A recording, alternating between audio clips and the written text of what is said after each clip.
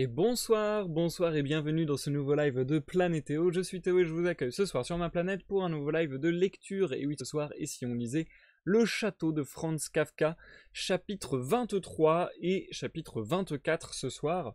Nous en sommes à la 9e émission, je crois, sur cette œuvre. Si vous nous regardez en rediffusion sur YouTube, comme d'habitude, dans la description de la vidéo se trouve à votre disposition des timecodes vous permettant de passer l'introduction, de passer la pause, d'aller au chapitre qui vous semble être le bon pour vous. et voilà, faites absolument ce que vous voulez. Normalement, c'est facile de navigation. Comme d'habitude, on commence avec un petit préambule de 10-15 minutes, le temps pour moi de m'entretenir avec vous, de vous parler un petit peu des nouvelles. Là, je vais pas mal vous parler du programme à venir sur les lives. Pour les 2-3 prochaines semaines, parce qu'il va y avoir pas mal de choses a priori. Bref, je vais vous en parler. Et puis voilà, ça laisse le temps aux gens qui voudraient à tout prix suivre la lecture en live d'arriver. Donc c'est parfait.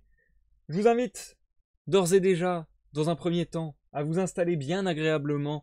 Peu importe ce que vous êtes en train de faire, je vous souhaite bon courage si c'est quelque chose de pénible, ou si vous avez besoin de courage juste pour réussir des choses bien. Enfin bon, bref. Santé à vous les amis. Et du coup, comme je le disais à l'instant, dans cette introduction, j'ai pas mal de choses à vous parler concernant les programmes des lives sur les semaines à venir, on va dire. Déjà, commençons par cette semaine, qui est somme toute relativement classique, qui va somme toute ressembler beaucoup à ce qui se fait d'habitude, à une exception près. Donc ce soir et vendredi 21h, il y a bien un live de lecture sur le château de Franz Kafka. D'ailleurs, nous devrions terminer cette œuvre vendredi en live. Dimanche, il y aura bien le live de découverte sur l'univers de League of Legends.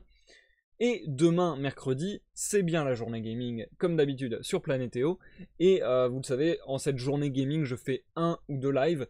A priori, de 13h à 16h, il y aura le créneau sur Sea of Thieves. Il a failli être skippé malheureusement parce qu'il n'y avait pas. Walkerax n'était pas disponible et je voyais mal quel live je pouvais faire solo, improvisé là comme ça. Enfin bref, sur Sea of Thieves du moins. Donc voilà, c'était un petit peu en péril. Mais normalement, demain 13h, nous sommes là sur Sea of Thieves avec Walkerax. Et le soir, si j'ai la motive, parce que faire 2 lives de gaming dans la journée, parfois ça peut être un peu éprouvant, mais si j'ai la motive, et je pense que je l'aurai, parce que là je suis bien en ce moment, logiquement je devrais retourner en live demain à 21h. Je l'espère, ça va dépendre aussi de cela, je l'espère avec un invité, je l'espère avec Mirani, ça dépendra de sa disponibilité, de son emploi du temps. Mais là où ça peut changer, c'est que on a terminé le jeu Oxenfree, donc ça y est, cette fois-ci, ça ne sera pas un live solo sur Oxenfree pour essayer de terminer l'histoire.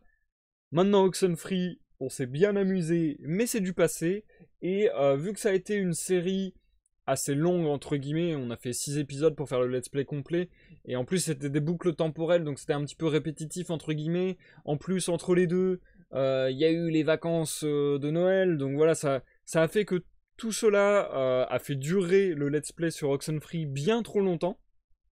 Ce qui fait que j'ai un peu envie de changer d'air. Et avant d'entamer peut-être une autre série suivie sur un jeu en particulier, je vais d'abord m'arrêter sur 2-3 soirées, je pense, de jeux un petit peu plus one shot, avec des soirées un peu plus fun, peut-être des party games, ce genre de choses, je sais pas trop. En tout cas, il y a des chances que vous me voyez bientôt sur Twitch Things à nouveau. Le premier live vous avait bien plu a priori. Il y a moyen d'ailleurs que ça se fasse en duo avec Mirani également. Certainement Witch It aussi, un jeu de cache-cache avec une équipe de sorcières et une équipe de patatiers qui leur balancent des pommes de terre pour les tuer. Enfin bref, c'est très particulier. mais c'est un vraiment très bon jeu de cache-cache. Et sinon, Legends of Runeterra, qui est sorti récemment, qui est le jeu de cartes de League of Legends, du coup. Et je pense qu'on a un concept assez rigolo avec Mirani là-dessus. Donc voilà, il y a moyen que ça arrive tout cela en live. Et donc, comme je le disais, demain à 21h, il y a des chances que ce soit l'une des choses que je viens de vous énumérer. Donc vraisemblablement, je pense, Je suis pas sûr à 100%, mais je pense qu'il y a des grosses présomptions qu'il me soit possible que ce soit Legends of Runeterra demain à 21h avec Mirani. Voilà. Je vous promets rien, mais c'est possible. Tenez-vous au courant sur les réseaux, Facebook, Twitter, Discord, parce qu'il y aura peut-être du changement. Et j'accueille avec plaisir sur le live déjà 2 personnes, ça fait plaisir. Bonsoir Petit Chat Blanc, c'est tout mignon comme pseudo. Bonsoir Petit Chat Blanc et bonsoir Zikael So Famous. Bienvenue, comment allez-vous chers amis? Comment vas-tu Zikael? Moi ça va très bien, merci de le demander. Et Zikael qui propose du LOL. Je sais pas, j'ai toujours beaucoup de... Comment dire? Bah, je sais pas, Ah, je trouve pas mes mots, du coup c'est terrible. Je suis très... chaud... Oula, putain, waouh. Erreur 404. Le brainfuck monumental. Mais j'ai toujours très beaucoup d'appréhension ou ouais, d'appréhension, on va dire, c'est le meilleur mot que je trouve, à faire. Ouais, voilà, je suis réticent, voilà, merci Zikael. Je suis un peu réticent à faire du League of Legends. Non pas que j'aime pas le jeu, au contraire, j'y joue énormément et j'aime beaucoup ça. Mais j'ai l'impression qu'il y a déjà tellement de contenu sur League of Legends sur Twitch et sur YouTube. Et je sais pas, je me dis, est-ce que ça vaut le coup de me rajouter dans le tas? Enfin, est-ce que ça a un vrai intérêt de me voir jouer à League of Legends, quoi? Je veux dire, je ne suis pas Great Master, donc voilà, j'ai pas un niveau qui vaudrait de voir mon jeu. Après, est-ce que ça peut être drôle parce que on fait des blagues et qu'on fait les cons et voilà? Sûrement, mais est-ce que c'est suffisant pour faire des bons lives sur LoL? Je sais pas. Je sais pas. Disons que je suis un peu plus réticent que le reste. D'autant plus que pour capturer la fenêtre de League of Legends, c'est un peu particulier de ce qu'il me semble. Parce qu'en fait, vu qu'il y a un launcher et le jeu, je crois que ça va être un petit peu dur à mettre en place, entre guillemets, dans le sens où faudrait peut-être que j'ai 2 écrans ou quoi pour que ça marche bien. Mais grosso modo, moi, alors je sais pas, c'est peut-être que moi, mais moi personnellement, quand je suis dans la partie, quand je suis dans le jeu, je peux faire toutes les commandes de mon clavier que je veux. Il m'est impossible de retourner sur Windows. Je suis dans le jeu et j'y reste. C'est obligatoire. Donc, du coup, je me dis, admettons, je lance le live. Mon logiciel de capture ne capture pas la fenêtre de jeu, mais le launcher, ou j'en sais rien, ou juste ne grille pas la fenêtre de jeu qui se lance, etc. Et moi je suis en live dans ma partie et j'arrête pas de commenter et tout. Et 30-45 minutes plus tard, j'arrive et je fais ah, yes. Bah yes, ça n'a pas capturé, c'est génial. Mais du coup, voilà, je suis un peu dépourvu du coup, donc je sais pas trop. Je sais pas trop. Alt-Tab, nous dit Zikael. C'est pas l'un des raccourcis que je fais. Faut passer le jeu en fenêtré sans bord. Ouais, voilà, peut-être en passant le jeu en fenêtré, mais c'est bizarre de jouer à LoL en fenêtré, non? Enfin, voilà, je chipote, mais... En vrai, il y aurait peut-être moyen, il y aurait même très certainement de moyen, parce que voilà, il n'y a pas de raison, il y a des milliers de gens qui font des lives sur LoL, donc il y aurait certainement moyen. Mais je sais pas, c'est pas le jeu qui me tente le plus de live, en tout cas dans un premier time. Ça peut arriver, peut-être. Peut-être. Vu que t'es mécaniquement au-dessus, c'est worse. Alors je ne sais pas, Zikael. Ça, là-dessus, je ne sais pas. Il y a bientôt le mode Clash, d'ailleurs, je sais pas si vous avez vu, le mode Clash qui a été annoncé pour son grand retour 22 et 23 février. Et j'ai super hâte, mais en même temps, j'ai peur des performances que je vais pouvoir donner. Bref. Sur ce, c'en est tout pour le programme de cette semaine. Et du coup, comme je le disais, j'ai à vous dire aussi pour les semaines à venir, puisque, vous le savez, tous les mois, je prends 3-4 jours de pause. Donc voilà, là, ça tombe la semaine prochaine. Donc, a priori, le dernier live aura lieu le mercredi 12 février. Vendredi 14, il n'y aura pas de live de lecture. D'ailleurs, je pense qu'il n'y aura pas de live de lecture non plus mardi 11. Bah parce qu'on aura terminé le château vendredi et que je me vois mal commencer une nouvelle lecture et l'arrêter tout de suite et puis y revenir encore après. Enfin bon bref, c'est un peu dommage. Donc voilà, il risque de pas y avoir de live non plus le 11. Donc admettons, pas de live le 11, pas de live le 14, toujours la journée gaming du 12. Pas de live le dimanche 16. Et normalement, j'espère vous revenir pour le mardi 18 en live de lecture, même si je n'ai absolument aucune idée de ce que je vais vous lire, et qu'il va falloir que je me procure les bouquins, donc ça commence à être tendax. Donc voilà, attendez-vous peut-être à des reports, à des retards là-dessus, je sais pas trop. Surtout que, bah, vous le savez, plus on fait de lecture, plus ça devient compliqué pour moi de trouver des nouvelles lectures que j'ai envie de faire en live. Donc voilà, disons que... Putain, j'ai une mèche de cheveux qui fait une limpe. Disons que tout cela est un peu flou. Mais en tout cas, sachez que par là, les lives seront un petit peu perturbés. Et a priori, la semaine suivante également, ou bien 2 semaines après, je sais pas encore trop. Parce que je suis du Nord, et dans le Nord, on entre doucement mais sûrement dans la période des carnavals. Et apparemment, cette année, avec ma famille, on a prévu enfin, c'est bizarre la manière dont je le dis, mais grosso modo, apparemment, ma famille a prévu, et du coup ils m'ont mis au courant récemment, que cette année, ils voulaient faire le carnaval plusieurs jours d'affilée, ce qui fait que bah, ça me mobiliserait pour 3-4 jours, je pense. Donc voilà, à nouveau, il devrait y avoir une pause de 3-4 jours dans les lives. Autant dire que les semaines à venir, autant dire que jusqu'à fin février, il y a des risques de live manquants. C'est pour ça que je vous encourage encore une fois à venir me suivre sur Facebook, sur Twitter et sur Discord. Comme ça, vous avez à chaque fois un message au minimum, enfin au maximum plutôt, 1 heure. Non, au minimum. Au minimum 1 heure avant le live, je vous préviens qu'il y a un live ou non. Comme ça, j'essaie de jamais vous mettre dans la merde si vraiment vous avez envie de suivre en live une lecture particulière ou quoi que ce soit. Voilou. Faut que j'arrête avec cette expression que je sors à toutes les sauces. Je pense qu'on va pouvoir entamer le live à proprement parler, du moins à la lecture. Mais j'ai juste une petite annonce que j'aimerais vous faire rapidement, très rapidement.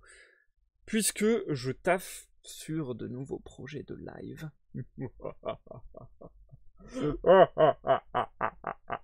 Bref, je taffe sur des nouveaux projets de live. Vous savez que ça fait très longtemps que j'ai envie de faire des lives de concerts acoustiques avec chant.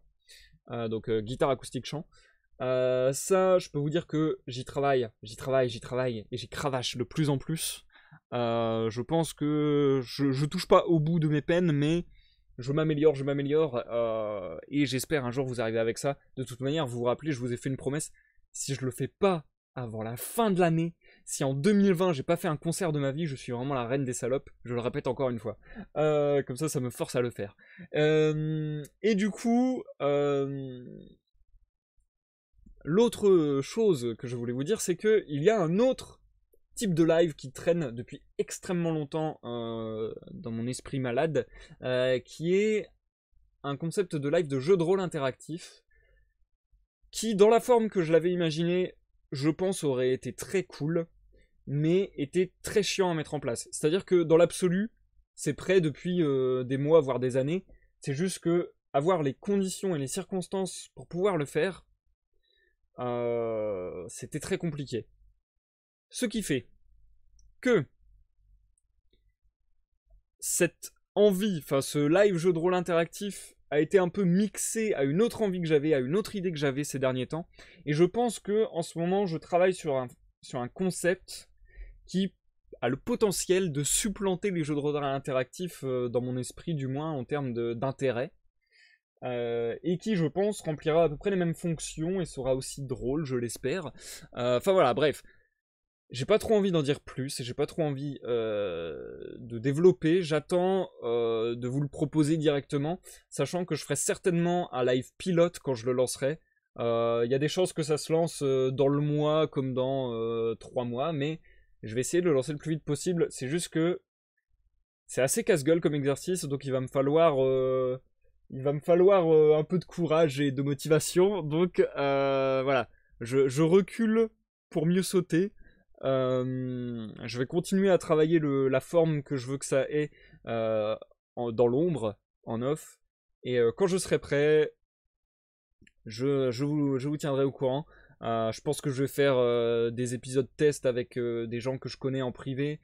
Je pense qu'ensuite il y aura donc le pilote. Et puis selon que le pilote soit bien ou mal passé, qu'il vous ait plu ou non, il y aura d'autres épisodes ou non. Tout ce que je peux vous dire, pour faire très très bref et pas entrer trop dans le détail, c'est que si vous aimez les lives de lecture, je pense que vous apprécierez. Si vous aimez de manière générale les jeux de rôle, je pense que vous apprécierez. Ça se nommera a priori... comment on dit déjà quand c'est un nom de travail? Je crois que c'est nom de travail, je sais plus. Titre de travail ou je sais plus, enfin voilà. C'est le nom provisoire, c'est le truc pendant que c'est work in progress.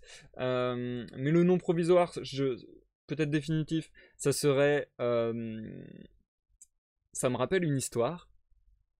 Voilà, voilà, j'en dis pas plus. Et ça mettrait beaucoup en contribution les viewers. Et il y aurait une forte interactivité, je l'espère, en tout cas c'est ce que j'essaie de mettre en place, avec les viewers par le biais des particules de rêve, donc vous le savez, ces fameux points de chaîne, avec des récompenses à très bas coût, entre guillemets, pour qu'il y ait une réactivité, interactivité maximale. Voilou. J'entre pas plus dans le détail et j'espère que vous me suivrez dans ce délire parce que j'avoue que j'ai un peu peur, mais je vais essayer de m'y mettre et je vais essayer de le taffer et de vous rendre ça sympathique. Du coup, bienvenue sur ce live The Crazy Cars. Bienvenue, j'espère que tu vas bien, merci de nous rejoindre. J'ai 400 particules de rêve. Et oui, les particules de rêve, franchement, ça monte assez vite, hein, je crois. Pour le moment, j'ai pas encore beaucoup de récompenses, mais justement, avec ce concept, ça devrait se booster. Ça pourrait être très drôle, je pense. Bref, voilou, je pense avoir bien parlé dans cette introduction, beaucoup trop même. Je pense qu'on va se lancer dans la lecture sans plus attendre. La lecture de ce soir devrait être relativement identique aux précédentes en termes de durée. Sachant qu'on est dans les tout derniers chapitres.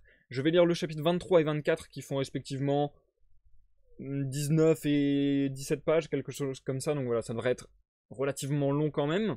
Malheureusement, le dernier live que je ferai vendredi ne sera pas aussi long, mais il était pas non plus suffisamment court pour que je le lise aussi aujourd'hui. Donc voilà, le live de vendredi, vous le savez, ça sera le live final, il sera un petit peu plus court.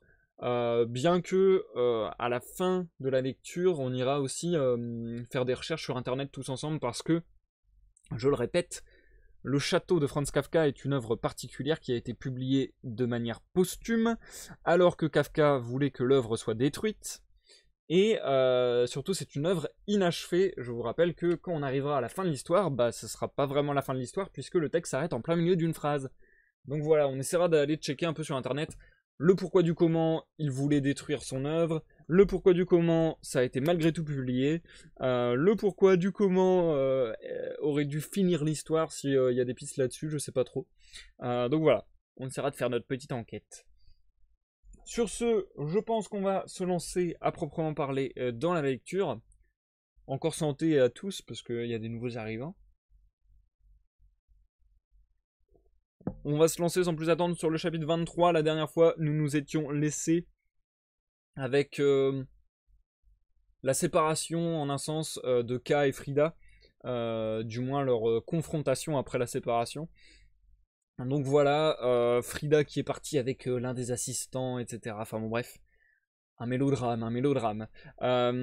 Et K surtout qui est dans l'hôtel de Frida et Jérémias en l'occurrence, pour rencontrer une personne en particulier, Erlanger, qui est vraisemblablement un représentant du château et un représentant de Clam. Alors, est-ce que enfin, ça ne sera pas un énième intermédiaire qui ne sert à rien et qui bloque les communications entre guillemets, enfin qui brouille les communications plus qu'il ne les éclaircit? Nous allons voir. J'ai hâte de découvrir. Et je vais vous souhaiter à tous une bonne écoute petit chat blanc, c'est trop mignon comme pseudo. Bonne écoute petit chat blanc, bonne écoute Zikael So Famous, et bonne écoute The Crazy Cars. Et je vous dis à tout à l'heure pour la pause, je vous lis un chapitre, on fait une pause, et je vous lis le deuxième. À tout à l'heure. Chapitre 23.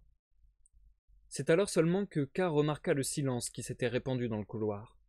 Non seulement dans le passage où il se trouvait avec Frida, et qui semblait faire partie des communs, mais aussi dans le long couloir aux chambres auparavant si animées. Les messieurs s'étaient donc enfin endormis. K se sentait lui aussi très fatigué.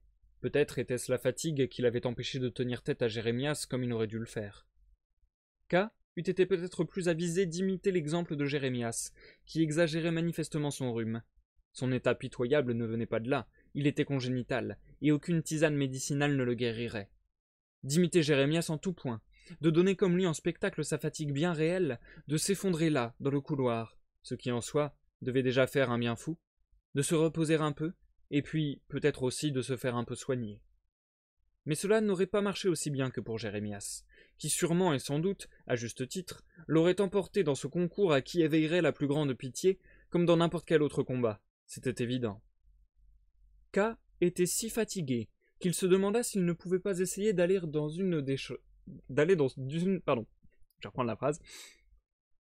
K était si fatigué qu'il se demanda s'il ne pouvait pas essayer d'aller dans une de ces chambres dont plusieurs devaient être libres, et de dormir tout son soûl dans un bon lit.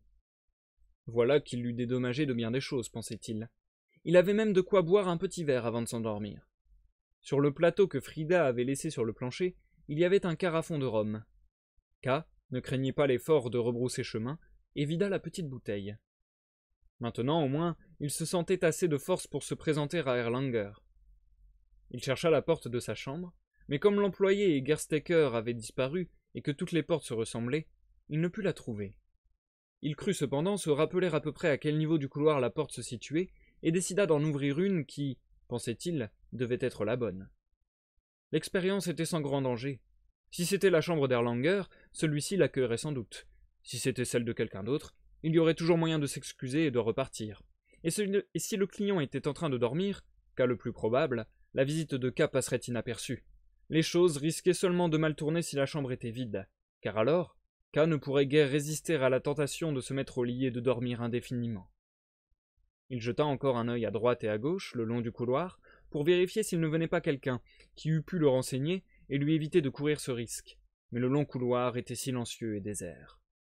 K écouta à la porte, pas un bruit là non plus.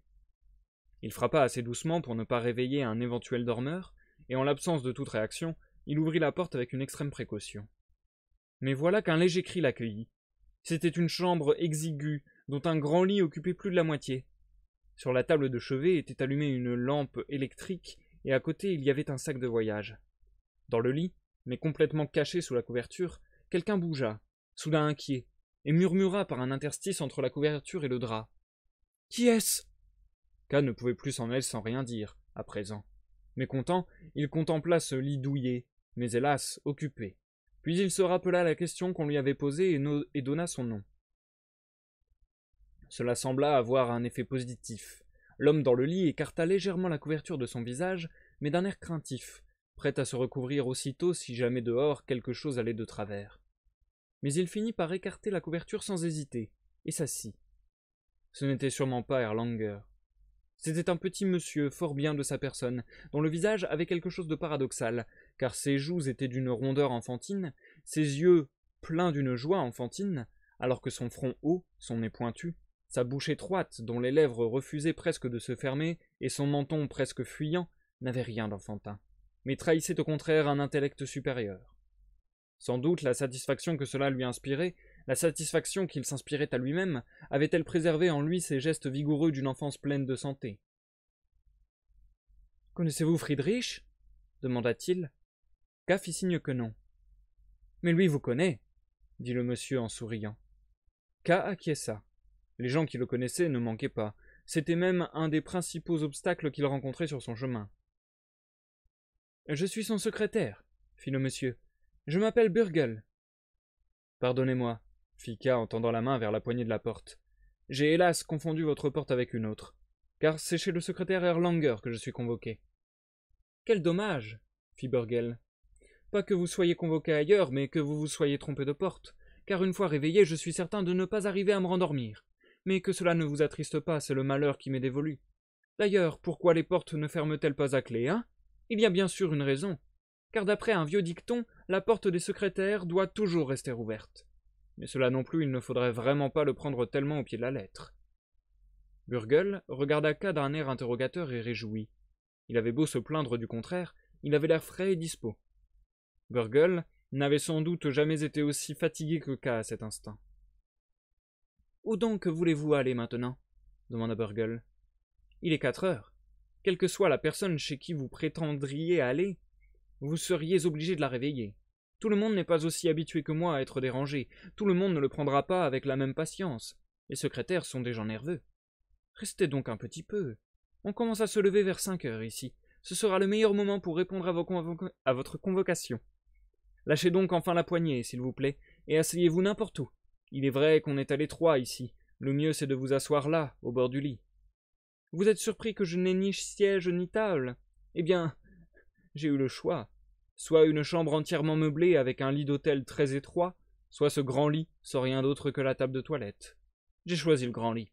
Dans une chambre à coucher, l'essentiel c'est tout de même le lit. Ah, pour quelqu'un qui pourrait s'étirer et bien dormir, pour un bon dormeur, ce lit serait un vrai régal. Mais même moi qui suis toujours fatigué sans pouvoir dormir, il me fait du bien.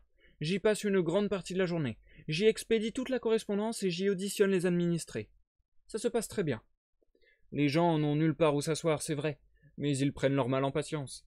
Après tout, eux aussi gagnent à rester debout tandis que le rédacteur du procès-verbal est à son aise, plutôt qu'à être assis confortablement et à se faire engueuler. Il me reste donc juste cette place à offrir au bord du lit, mais ce n'est pas une place officielle, elle sert uniquement aux entretiens nocturnes. Vous êtes bien silencieux, monsieur l'arpenteur. Je suis très fatigué, dit K, qui sur cette invitation, avec une parfaite grossièreté et sans autre remarque de respect, s'était empressé de s'asseoir sur le lit et s'était appuyé contre un des montants. Bien sûr, fit Burgle en riant. Tout le monde est fatigué ici. Tenez, par exemple, ce n'est pas un mince travail que j'ai abattu entre hier et aujourd'hui. Il est parfaitement exclu que je m'endorme maintenant. Mais dans l'éventualité très improbable où je m'endormirais en votre présence, s'il vous plaît, ne bougez pas et n'ouvrez pas non plus la porte. Cependant, n'ayez crainte, il n'y a aucune chance que je m'endorme, et dans le meilleur des cas, je dormirai juste quelques minutes. Car je suis ainsi fait que, sans doute parce que je suis très habitué à recevoir des administrés, c'est quand j'ai de la compagnie que je m'endors le plus facilement. Mais dormez, je vous en prie, monsieur le secrétaire, fit K, ravi de cette déclaration. Si vous me le permettez, moi aussi je vais faire un petit somme. Non, non, dit Burgle en riant de nouveau. Pour que je m'endorme, il ne suffit pas, hélas, qu'on m'y invite. C'est seulement pendant la conversation que l'occasion peut s'en présenter. C'est la conversation qui m'aide le plus à m'endormir. Oui, les nerfs souffrent beaucoup dans notre métier. Moi, par exemple, je suis secrétaire de liaison. Vous ignorez de quoi il s'agit? Eh bien, je constitue la liaison la plus forte. Et à ces mots, il se frotta vivement les mains avec une gaieté involontaire. Entre Friedrich et le château. Je constitue la liaison entre ses secrétaires au château et au village. Je suis le plus souvent au village, mais pas constamment. À tout moment, je dois être prêt à monter au château. Vous voyez mon sac de voyage. C'est une vie agitée qui n'est pas faite pour tout le monde. D'un autre côté, il est vrai que je ne pourrais plus me passer de ce genre de travail. Tout autre travail me paraîtrait insipide. Et qu'en est-il de l'arpentage? Je ne fais aucun travail de ce genre. Je ne suis pas employé comme arpenteur, dit K. Mais il avait l'esprit ailleurs. En fait, il brûlait de voir Burgle s'endormir, même si c'était juste par une espèce de sentiment de devoir envers lui-même, car il avait l'intime conviction que Burgle en était encore bien loin. « C'est surprenant !» fit Burgle avec un brusque mouvement de la tête, et de sous la couverture il sortit un bloc de papier pour noter quelque chose. « Vous êtes arpenteur? Et vous n'avez rien à arpenter ?» K acquiesça machinalement. Il avait étendu son bras gauche sur le montant du lit, et y appuyait sa tête. Il avait déjà essayé par divers moyens de trouver une position confortable, mais celle-ci était la meilleure de toutes. Maintenant, il pouvait faire un peu plus attention à ce que Burgle lui disait. « Je suis prêt à suivre désormais cette affaire, » continua Burgle. « Ici, nous ne sommes pas du genre à laisser inexploiter les capacités d'un spécialiste. Et pour vous aussi, cela doit être blessant. Vous n'en souffrez pas. »« J'en souffre, » fit K lentement, et avec un sourire en lui-même, car à ce moment précis, il n'en souffrait pas le moins du monde. En outre, l'offre de Burgle ne l'impressionnait guère, car elle était faite à la légère. Sans rien savoir des circonstances de la nomination de K, des difficultés que celle-ci avait soulevées dans la commune et au château, des complications qui s'étaient déjà produites pendant le séjour de K et que l'avenir réservait, ignorant tout cela, ne donnant même pas l'impression d'en avoir le moindre soupçon, ce qu'on aurait pu attendre d'un secrétaire, il offrait de mettre bon ordre à cette affaire avec son petit bloc-notes et en un tournement. « Vous semblez avoir déjà eu quelques déconvenues, » dit Burgle, manifestant malgré tout une certaine perspicacité. D'ailleurs, depuis qu'il était entré dans cette chambre, K se rappelait régulièrement de ne pas sous-estimer Burgle, mais dans son état, il avait du mal à évaluer correctement quoi que ce soit, hormis sa fatigue.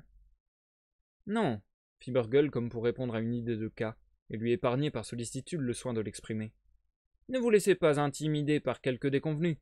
Un certain nombre de choses ici semblent faites pour intimider, et quand on vient d'arriver, les obstacles semblent insurmontables.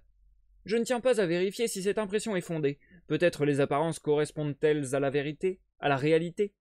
Vu ma position, je manque de distance pour en juger, mais prenez garde, il y a parfois aussi des occasions qui ne sont guère conformes à la situation générale, des occasions où un mot, un regard, un signe de confiance permettent d'en obtenir davantage que toute une vie d'efforts épuisants. Cela ne fait aucun doute. Il est vrai que ces occasions n'en restent pas moins conformes à la situation générale, car personne ne les saisit jamais. Mais pourquoi personne ne les saisit? Je ne cesse de me poser la question. K ne savait pas pourquoi. Il se rendait bien compte que les propos de Burgle devaient le concerner de près, mais il éprouvait en cet instant une grande aversion pour tout ce qui le concernait. Il pencha légèrement la tête comme pour laisser la voie libre aux questions de Burgle, et qu'elle ne puisse plus le toucher.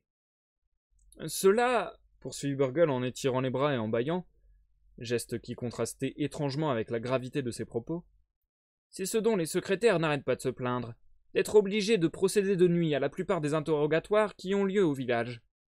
Mais pourquoi s'en plaignent-ils? Parce que c'est trop fatigant? Parce qu'ils préfèrent passer la nuit à dormir? Non, là n'est certainement pas la raison. Bien sûr, il y a des secrétaires plus ou moins diligents comme partout, mais personne ne se plaint d'être trop fatigué, encore moins en public. Ce n'est tout simplement pas notre genre. De ce point de vue, nous ne faisons pas de différence entre temps ordinaire et temps de travail. Ces distinctions nous sont étrangères. Mais alors, pourquoi les secrétaires sont-ils contre les interrogatoires nocturnes? Est-ce par égard pour les administrés? Non, non, ce n'est pas cela non plus. Les secrétaires n'ont aucun égard envers les administrés, mais ni plus ni moins que vis-à-vis d'eux-mêmes à vrai dire. Ils en ont exactement aussi peu. D'ailleurs, ce manque d'égard, qui est à la fois respect et accomplissement inflexible de leur charge, est en fait la plus grande preuve d'égard que les administrés puissent souhaiter. Au fond, tout le monde le reconnaît, sauf un observateur superficiel, bien sûr. Dans ce cas précis, par exemple, les administrés privilégient même les interrogatoires nocturnes. Nous ne recevons aucune plainte contre leur principe en lui-même. Mais alors, d'où vient l'aversion des secrétaires?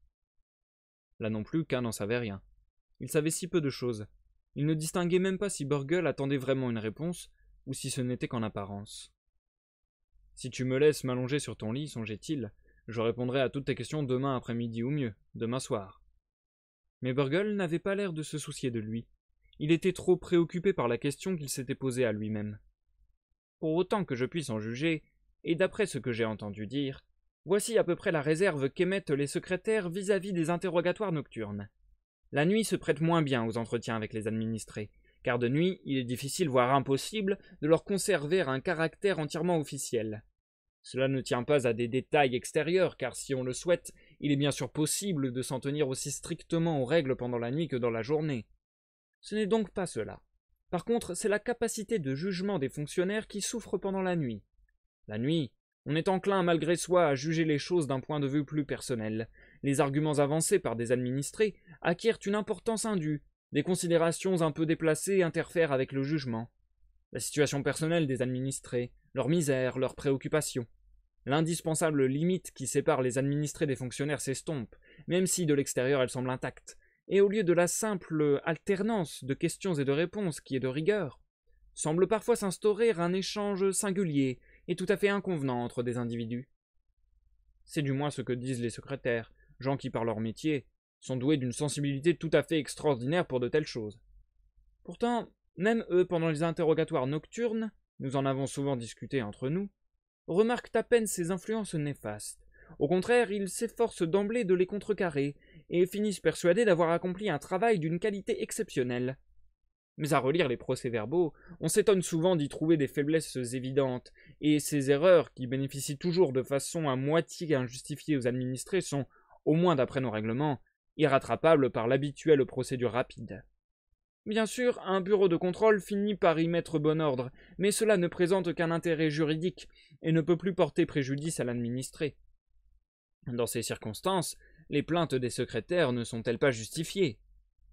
Cela faisait un petit moment que K s'était à moitié assoupi, mais il fut à nouveau réveillé en sursaut.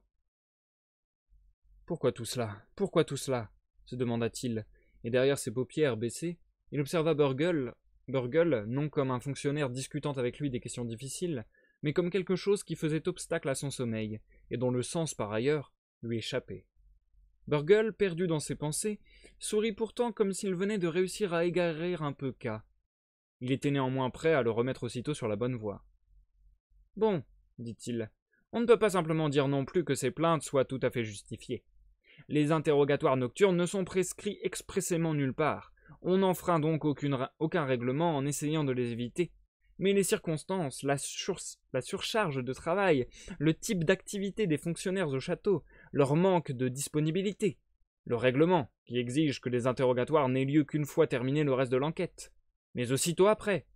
Tous ces faits, et bien d'autres encore, ont transformé les interrogatoires nocturnes en une nécessité incontournable. Pourtant, s'ils sont devenus une nécessité, ce que je dis, cela résulte aussi des règlements, au moins de manière indirecte. Critiquer les interrogatoires nocturnes reviendrait donc presque, bien sûr j'exagère un peu et c'est seulement à ce titre que je peux l'exprimer ainsi, à critiquer les règlements eux-mêmes.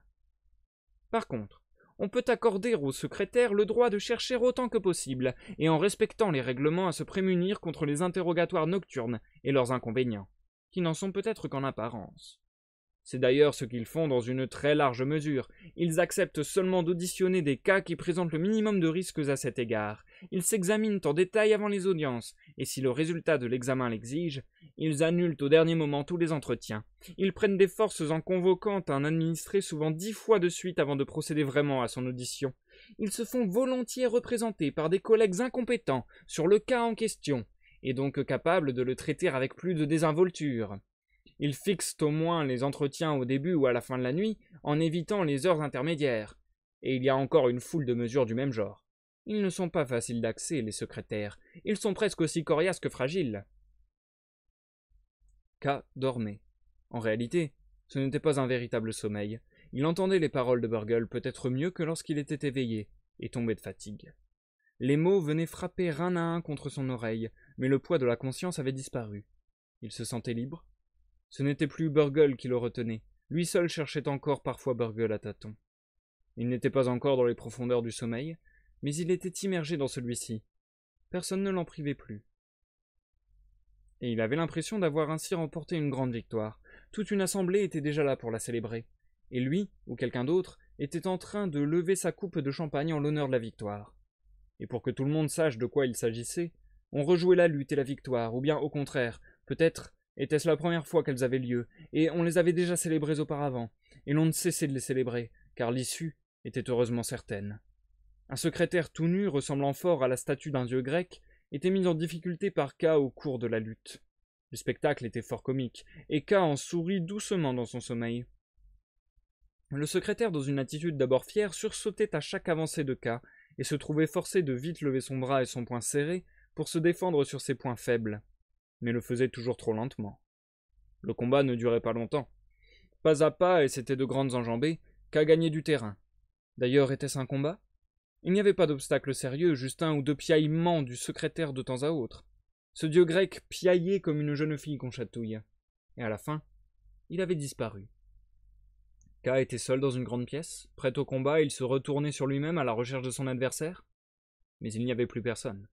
L'assemblée avait également pris la fuite. Seule gisait par terre la coupe de champagne brisée. K acheva de l'écraser. Mais les éclats de verre étaient pointus. Il finit par se réveiller en sursautant. Il se sentait mal, comme un petit enfant qu'on réveille. Et pourtant, en apercevant le poitrail dénudé de Burgle, cette pensée issue de son rêve l'effleura.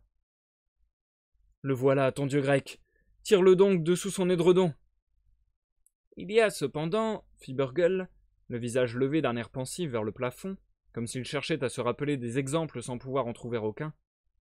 Il y a cependant, malgré toutes les mesures de précaution, un moyen dont disposent les administrés pour mettre à profit cette faiblesse nocturne des secrétaires, à supposer toujours que ce soit une faiblesse.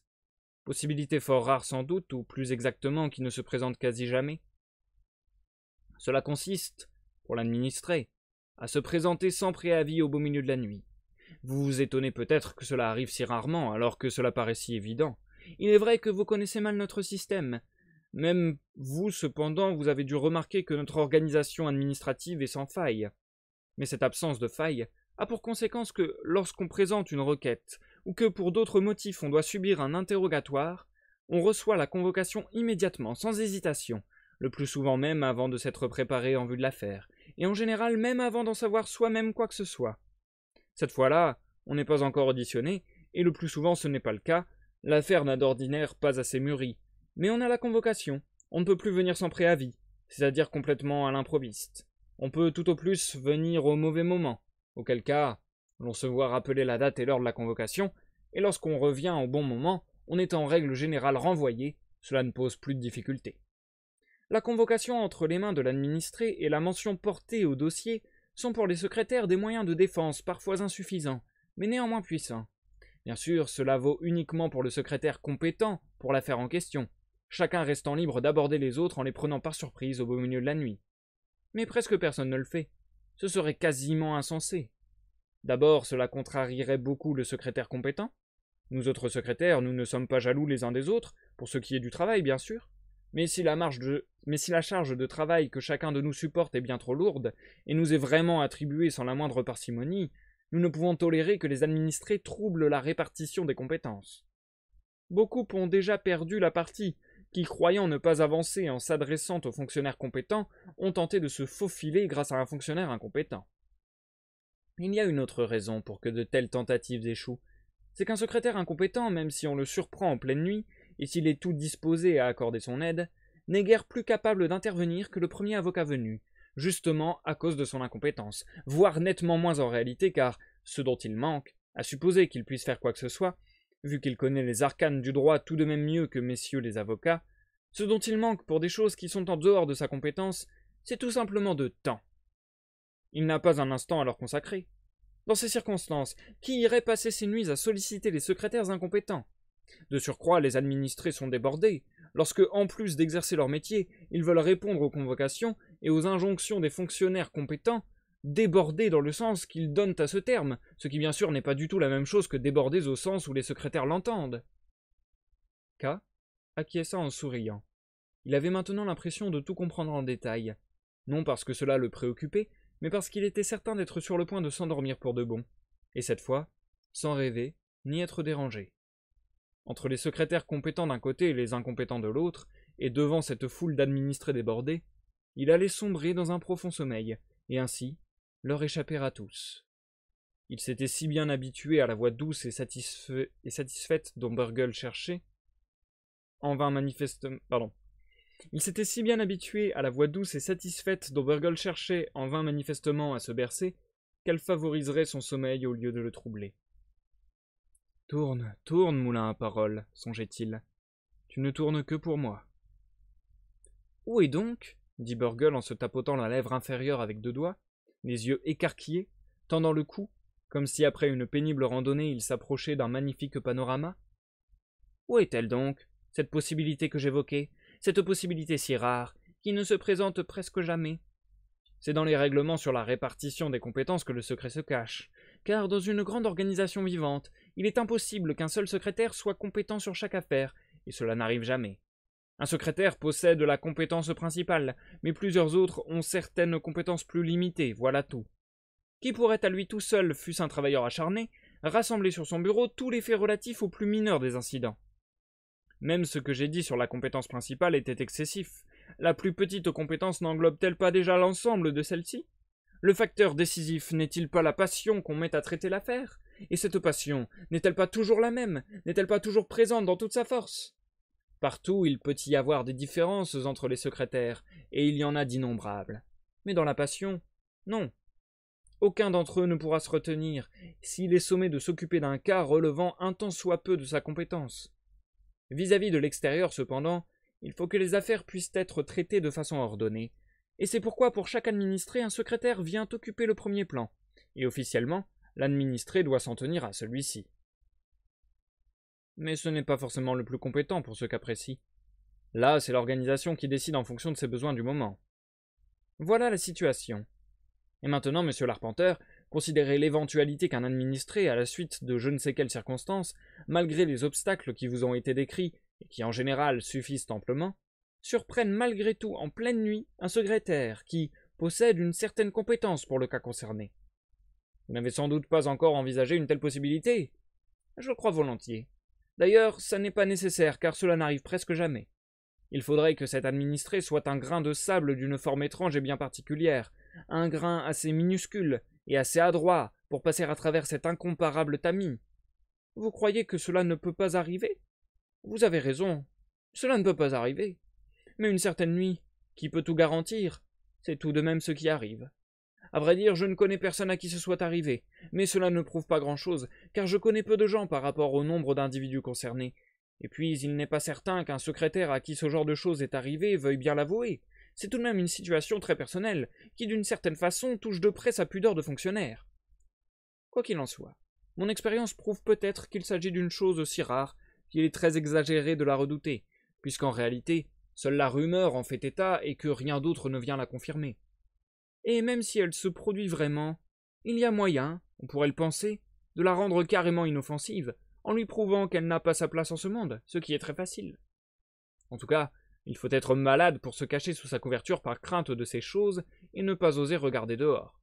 Et même si ce qui était parfaitement invraisemblable avait soudain pris forme, est-ce que du coup tout est perdu? Au contraire, ce qu'il y a d'encore plus invraisemblable que la chose la plus invraisemblable, c'est que tout soit perdu. Certes, lorsque l'administré est dans la chambre, la situation est très grave. L'angoisse vous étreint le cœur. On se demande combien de temps pourras-tu résister? Mais il n'y aura pas de résistance, on le sait. Vous n'avez qu'à bien vous représenter la situation. L'administré qu'on n'a jamais vu est toujours attendu avec une véritable soif, et qu'on a toujours eu la sagesse de considérer inaccessible. Cet administré se trouve assis là. Par sa seule présence muette, il vous invite à pénétrer dans sa pauvre vie, à en faire le tour du propriétaire, et à y souffrir avec lui de la vanité de ses requêtes. Cette invitation dans le silence de la nuit est envoûtante. On y répond et alors, on a en réalité cessé d'être fonctionnaire. C'est une situation dans laquelle il devient vite impossible de rejeter une demande. Pour être exact, on est désespéré. Pour être encore plus exact, on est très heureux. On est désespéré car être assis là sans défense à attendre la demande de l'administré, en sachant que sitôt formulée on devra la satisfaire, même si pour autant qu'on puisse soi-même en juger, elle risque littéralement de démanteler l'organisation administrative, c'est sans doute la pire chose que l'on puisse rencontrer dans l'exercice de ses fonctions, surtout indépendamment du reste, parce que c'est aussi une montée en grade, tout à fait inconcevable, que l'on revendique par la force. En effet, notre position ne nous autorise pas à exaucer des demandes comme celle dont il est question, mais en présence de cet administré nocturne, notre pouvoir de fonctionnaire lui aussi grandit pour ainsi dire. Nous prenons des engagements qui ne sont pas de notre domaine, et nous irons même jusqu'à les honorer. Comme un voleur dans la forêt, l'administré nous arrache en pleine nuit des sacrifices dont nous serions incapables autrement. Bref, voilà où nous en sommes tant que l'administré est encore là. Qu'il nous donne des forces, nous contraint, nous aiguillonne, et que tout se passe quasi inconsciemment, mais qu'arrivera-t-il ensuite, lorsque tout sera fini, et que l'administré nous quittera rassasiés, indifférents, et que nous nous retrouverons seuls, sans défense, face à notre abus de pouvoir? C'est impossible à imaginer. Et pourtant nous sommes heureux. Comme le bonheur peut être suicidaire, nous pourrions nous efforcer de cacher la vraie situation à l'administré. De lui-même, il ne se rend compte de rien. Épuisé, déçu, sans scrupule, insensible à force d'être épuisé et déçu, il croit sans doute être entré par un hasard quelconque dans la mauvaise chambre. Il est assis là, ignorant tout, et pour s'occuper, si tant est qu'il s'occupe, il songe à son erreur ou à sa fatigue. Ne pourrait-on le laisser tranquille? On ne peut pas. Le bonheur rend bavard, et l'on se sent obligé de tout lui expliquer. Sans pouvoir se ménager le moins du monde, on est obligé de lui exposer en détail ce qui est arrivé, et pourquoi c'est arrivé. L'extraordinaire rareté et l'importance unique de cette occasion. On est obligé d'exposer à l'administré qu'il est tombé sur cette occasion dans un total désarroi, comme seul un administré en est capable. Mais qu'à présent, s'il le souhaite, monsieur l'arpenteur, il peut tout dominer, et pour cela, il n'a qu'à présenter sa demande, dont la satisfaction est déjà prête, et vient même à sa rencontre. Il faut lui exposer tout cela, c'est une heure difficile pour le fonctionnaire. Mais une fois qu'on a fait cela aussi, monsieur l'arpenteur, l'essentiel est accompli. Il faut se résigner et attendre. K n'en entendit pas davantage. Il dormait. isolé de tout ce qui arrivait autour de lui. Pendant son sommeil, sa tête qui reposait sur le bras gauche qu'il avait appuyé contre le montant du lit avait glissé et pendait librement. Elle s'affaissait lentement, le bras au-dessus ne suffisait plus à la soutenir, et K se procura inconsciemment un nouvel appui en calant sa main droite contre le couvre-lit, saisissant ainsi par mégarde le pied de Burgle, qui dépassait sous la couverture. Burgle jeta un œil et lui abandonna son pied, malgré le désagrément que cela pouvait lui causer. C'est alors que des coups vigoureux retentirent contre la cloison, sur le côté. K sursauta et regarda le mur. « L'arpenteur n'est pas là » demandait-on. « Si » fit Burgle en dégageant son pied et en s'étirant tout d'un coup comme un petit garçon agité et rétif. « Alors qu'il se décide à venir » répondit-on. On ne se souciait nullement de Burgle, qui pouvait encore avoir besoin de K. « C'est Erlanger » murmura Burgle. Il ne semblait pas surpris qu'Erlanger se trouve dans la chambre voisine. « Dépêchez-vous d'aller le trouver. Il est déjà contrarié, tâchez de le calmer. Il a le sommeil profond, mais nous avons parlé trop fort. Il n'y a pas de moyen de se modérer et de modérer le ton de sa voix lorsqu'on parle de certaines choses. Mais allez le trouver sans tarder. On dirait que vous n'arrivez pas à vous extraire de votre sommeil.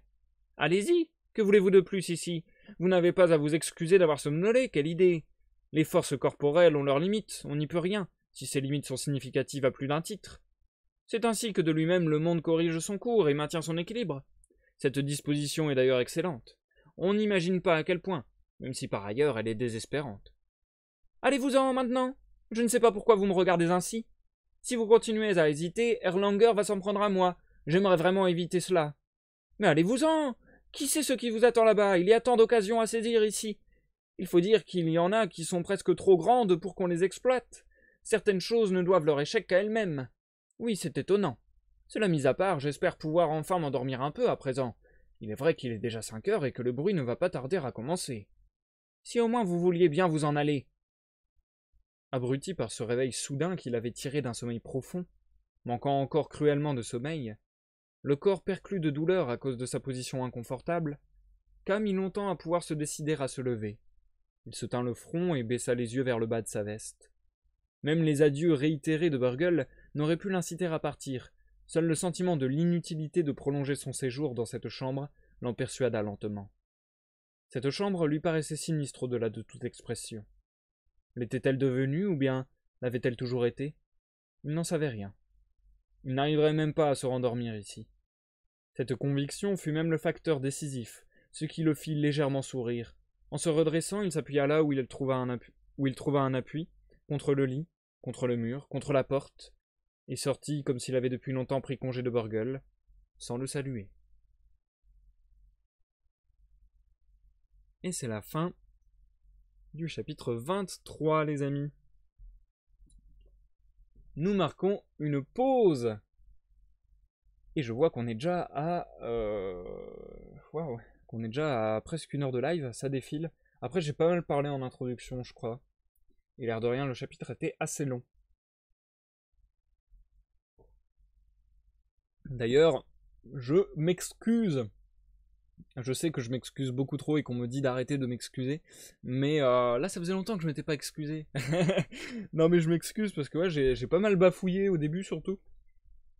Au début de la lecture, j'ai eu beaucoup de mal à me mettre dedans, entre guillemets. J'avais l'impression d'énormément bafouiller, mais bon, bref. J'espère que ça ne vous a pas entravé la compréhension de la lecture et que vous avez réussi à suivre à peu près tout. Même si c'était un sacré bordel de manière, je pense, complètement volontaire de la part de l'auteur Kafka. Mais on va en reparler juste après. Tout d'abord, bonsoir Industrias et bonsoir Zicto, bienvenue à vous deux, comment allez-vous chers amis? Ça fait plaisir de vous voir. Qu'est-ce que vous racontez dans le chat, mon dieu. J'ai 560 particules de rêve. Ah, ça commence à augmenter, hein. Mais en vrai, les particules de rêve, donc les points de chaîne, hein, pour ceux qui connaissent pas, je me dis que ça peut vraiment être un outil ultra intéressant et j'attends de voir comment ça évolue, N'hésitez pas, une fois de temps en temps, bon, ça me plaît pas trop parce que ça fait concours de beats à la con, mais enfin ça peut entraîner ça. Mais n'hésitez pas une fois de temps en temps, mes viewers, on va dire récurrents, pardon, récurrent, fréquent, etc. À me dire à peu près à combien de points vous êtes. Ça va m'être utile parce que comme ça je vais pouvoir avoir une idée de la rapidité avec laquelle les points de chaîne peuvent évoluer. Et, et comme ça je vais pouvoir savoir jauger plus facilement à quelle hauteur je dois mettre les récompenses pour que ce soit ni trop dur ni trop simple à débloquer. Qu'est-ce que je voulais dire? Oui, voilà. On va repartir du coup sur la lecture. Le chapitre qu'on vient de lire, je le trouve très particulier. Je le trouve très détonnant du ton du bouquin globalement. Mais je le trouve en même temps très cool et legit. C'est vraiment pas mal. C'est vraiment pas mal. En fait, ça m'a fait... Pour le coup, ce chapitre m'a plus fait penser à la nouvelle La Métamorphose de Franz Kafka qu'on a déjà lu en live. Où je trouve qu'il y a, voilà, il y a des accointances un peu dans le délire... on n'est pas dans du fantastique à proprement parler, mais on est dans quelque chose d'un peu nébuleux, d'un peu onirique presque. De toute manière, il y avait carrément de l'onirisme. Je pense qu'on peut dire ça comme ça. Il y avait carrément de l'onirisme vu qu'il y avait, le rêve de K qui entrait entre guillemets en coalition avec, le dialogue, enfin avec le monologue hein, quasiment de Burgle. Donc ça, je trouve ça vachement intéressant cette part onirique, un peu légère, etc. qui détonne vachement du reste du ton de l'œuvre qui est plutôt très sinistre et lourde et grave en permanence. Là, c'était beaucoup plus léger en un sens. Et pourtant, ça nourrit les mêmes choses, ce qui est pas mal. Enfin, en fait, c'est bien travaillé. Je trouve ça hyper intelligent, en fait. Parce que ça nourrit les mêmes idées. C'est-à-dire que c'est hyper marrant de voir le secrétaire se perdre en explications qui ne veulent plus rien dire. Ça, c'est quelque chose qu'on a vu très souvent dans le roman. Ce côté absurde, justement. Ce côté... on se justifie, surjustifie, surjustifie, à tel point que ça veut plus rien dire. Au final, le secrétaire qui décrit ce qu'il est en train de lui-même faire avec K, enfin ouais, il y a un côté absurde et presque risible, ridicule. Je trouve que en un sens, ça me faisait par exemple pas mal penser au ton d'Alice au Pays des Merveilles aussi, où je trouve que c'est très, ouais voilà, où je trouve que c'est très très absurde en fait. Parce que absurde, ça veut pas forcément dire drôle. Absurde, c'est vraiment une frange de la réalité très particulière, quoi. Où un peu tout est décalé, etc. Et je trouve qu'il y a vraiment une dose d'absurde là-dedans. Toujours cet absurde sinistre, et en même temps le fait que ça a été disons un épisode de la vie de K un peu plus onirique, un peu plus léger, bah voilà, ça le détache et ça le rend particulier par rapport au reste de l'œuvre. Donc ouais, je trouve ça vraiment cool. Je trouve ça vraiment vraiment cool. Et je pense que le message pas trop caché de ce chapitre, c'est aussi de dire que, grosso modo, les affaires administratives, c'est tellement casse-tête et c'est tellement ni queue ni tête avec tellement d'intermédiaires que ça en est ronflant et que ça en fait la meilleure des berceuses. c'est un petit peu, grosso modo le message global du chapitre. En tout cas, moi j'ai l'impression que c'est ça et que c'est un peu K, il en peut plus de l'administration. Laissez-le tranquille avec l'administration, ça le fatigue, genre vraiment. Presque physiquement quoi, il s'endort de fatigue tellement c'est chiant quoi. Donc voilà, je pense que c'est un petit peu ça le message. Et du coup, je reviens vers vous dans le chat parce que je pense pas forcément avoir grand chose à dire de plus sur ce chapitre qui était vraiment cool. À part que, voilà, je reviens, du coup, je vois que vous parlez des points de chaîne. Les points de chaîne, en fait, ça peut servir à plein de choses, mais c'est à moi de décider à quoi ça peut servir, justement. Et pour le moment, j'ai pas mis beaucoup de récompenses. Pour le moment, la seule récompense un petit peu originale que j'ai mise, c'est que à partir d'un certain nombre de points, les gens peuvent me rejoindre. En gros, peuvent devenir matelots pour un live. Donc en gros, peuvent me rejoindre le dernier mercredi du mois sur un live Sea of Thieves où je fais ce qu'ils veulent. S'ils veulent faire de l'aventure, s'ils veulent faire des fables du flibustier, s'ils veulent faire de l'arène, je pars avec eux en mer et voilà. C'est un petit peu une récompense marrante que j'ai trouvée. Et j'aimerais bien en trouver davantage et en proposer pour tous les concepts de live que je peux faire. C'est très dur à trouver parce qu'il faut pas que ce soit des trucs trop contraignants, trop chiants, etc., etc. Mais je commence à avoir des idées, et notamment pour la nouvelle émission dont je vous parlais tout à l'heure.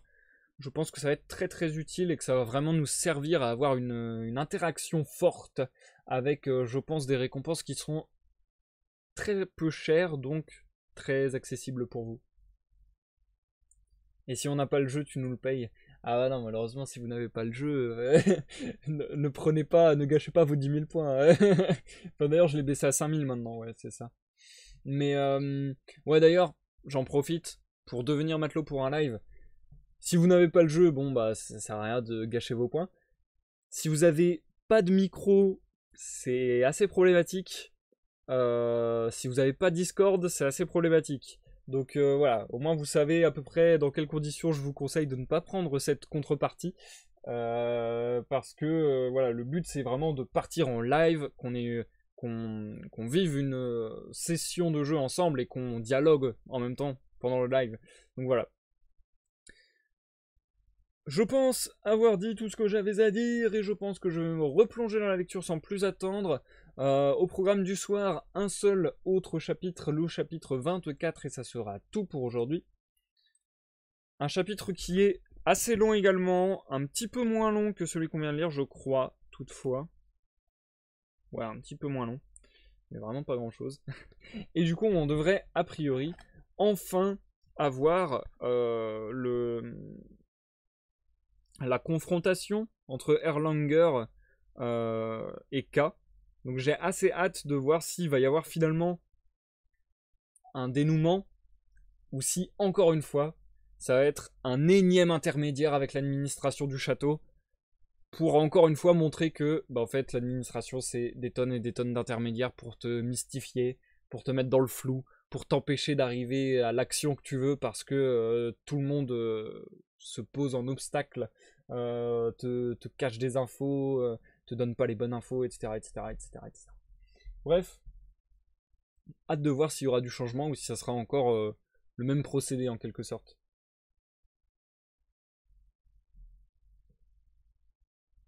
N'importe quoi.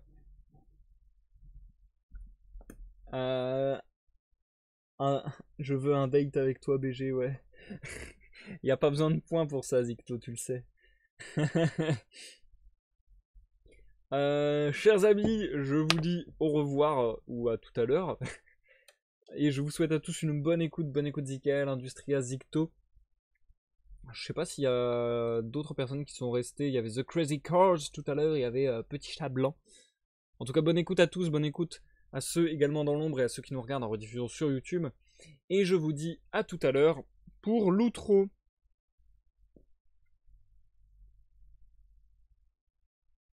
Chapitre 24. Il serait probablement passé avec la même indifférence devant la chambre d'Erlanger si Erlanger ne s'était tenu dans l'embrasure de la porte et ne lui avait fait signe. Un seul signe rapide de l'index. Erlanger était fin prêt à partir. Il portait un manteau de fourrure, noir à col étroit et boutonné jusqu'en haut. Un employé était en train de lui tendre ses gants et tenait encore un chapeau de fourrure. « Vous auriez dû venir depuis longtemps, fit Erlanger. K allait s'excuser, mais Erlanger, en fermant les yeux, lui signifia d'un air fatigué qu'il renonçait à ses excuses. « Voici de quoi il s'agit, fit-il. Une certaine Frida était jadis en service au bar, je la connais seulement de nom. Je ne la connais pas moi-même, elle ne m'intéresse pas. Cette Frida a parfois servi de la bière à Clam. Il semble qu'il y ait maintenant une autre fille. Ce changement n'a sans doute d'importance pour personne, et pour Clam il n'en a aucune, c'est certain. Mais plus grand est le travail de Clam bien sûr est le plus grand qui soit, moins il reste de force pour se défendre contre le monde extérieur. Du coup, un changement négligeable affectant les choses les plus négligeables peut causer une grave perturbation. Le moindre changement sur le bureau, l'élimination d'une tâche qui s'y trouve depuis toujours, tout cela est susceptible de perturber, et une nouvelle serveuse également. Cela perturberait n'importe qui d'autre dans son travail, mais bien sûr, rien de tout cela ne perturbe Clam, là n'est pas du tout la question. Cependant, il est de notre devoir de veiller sur son confort, y compris en éliminant des perturbations qui n'en sont pas pour lui, car pour lui, il n'en existe sans doute aucune, si nous y voyons des perturbations potentielles. Ce n'est pas pour lui, ce n'est pas pour son travail que nous les éliminons, mais pour nous-mêmes, par acquis de conscience et pour notre tranquillité. Voilà pourquoi cette Frida doit revenir tout de suite au bar. C'est peut-être son retour qui causera une perturbation, et dans ce cas nous la renverrons, mais pour l'instant, il faut qu'elle revienne. Vous vivez avec elle, m'a-t-on dit, organisez donc immédiatement son retour. Il n'est pas question de tenir compte des sentiments personnels, cela va de soi, c'est pourquoi je ne me lance dans aucune explication. J'en fais déjà bien plus qu'il n'en faut, en mentionnant que si vous vous montrez à la hauteur pour cette broutille, cela pourra être utile à votre situation le moment venu. C'est tout ce que j'ai à vous dire.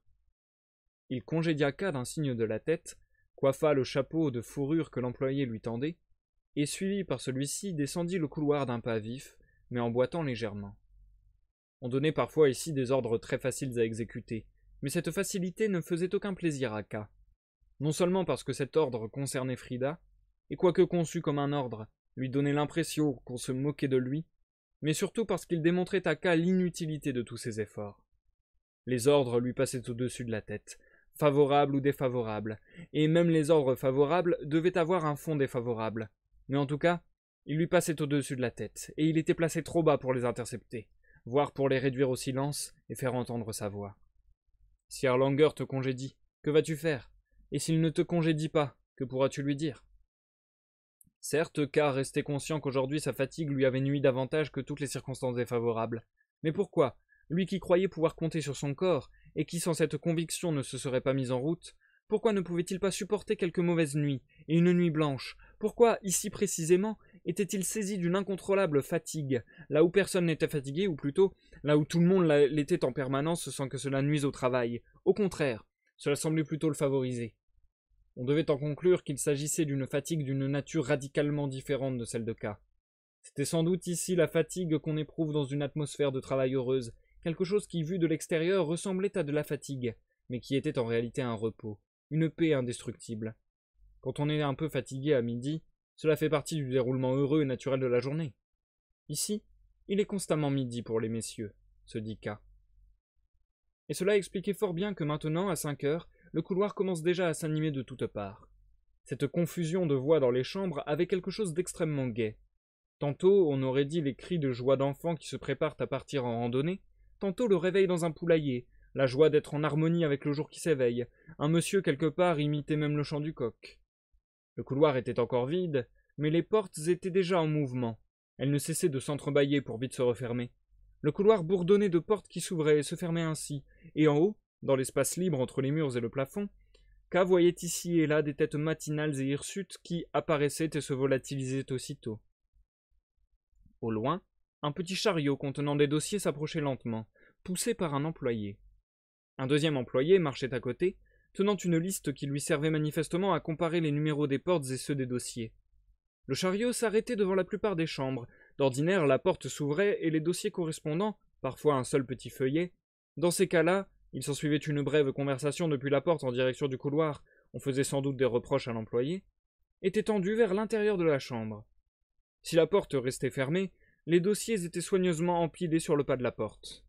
Quand cela se produisait, K avait l'impression que le mouvement des portes voisines ne diminuait pas, alors que des dossiers leur avaient déjà été distribués, mais plutôt qu'il augmentait. Peut-être les autres épiaient-ils avec convoitise les dossiers posés sur le pas de la porte, et que, chose inexplicable, personne n'avait encore ramassé.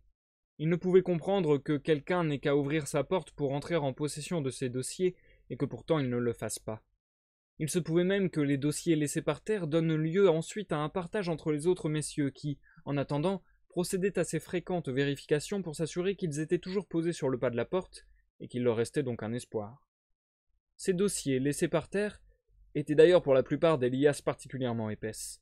Et K supposa qu'on les avait laissées là provisoirement, par ostentation ou par malveillance, ou encore par un légitime orgueil, afin d'encourager les autres collègues.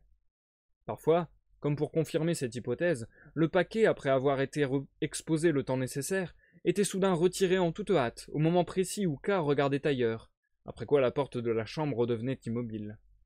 Les portes voisines, elles aussi, se calmaient alors, déçues ou satisfaites que ce sujet de constante excitation soit enfin éliminé, et pourtant peu à peu, elles se remettaient en mouvement. K contemplait tout cela avec curiosité, mais aussi avec intérêt. Il se sentait presque bien au milieu de cette activité. Il regardait à droite, puis à gauche, et à bonne distance bien sûr, il suivait les employés, qui s'étaient déjà plusieurs fois retournés vers lui, le regard sévère, la tête baissée, les lèvres pincées, et il les observait en train de distribuer les dossiers. Plus le travail se poursuivait, plus il achoppait.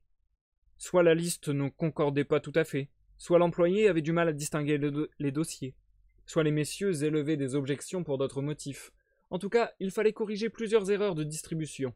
Le chariot faisait alors marche arrière, et la restitution des dossiers se négociait à travers la porte entr'ouverte. Ces négociations en elles-mêmes posaient déjà de grosses difficultés. Mais il arrivait assez fréquemment que, s'agissant de récupérer un dossier, les portes les plus animées auparavant restent inexorablement fermées, comme si elles ne voulaient plus entendre parler de rien. C'est alors que les véritables difficultés commençaient.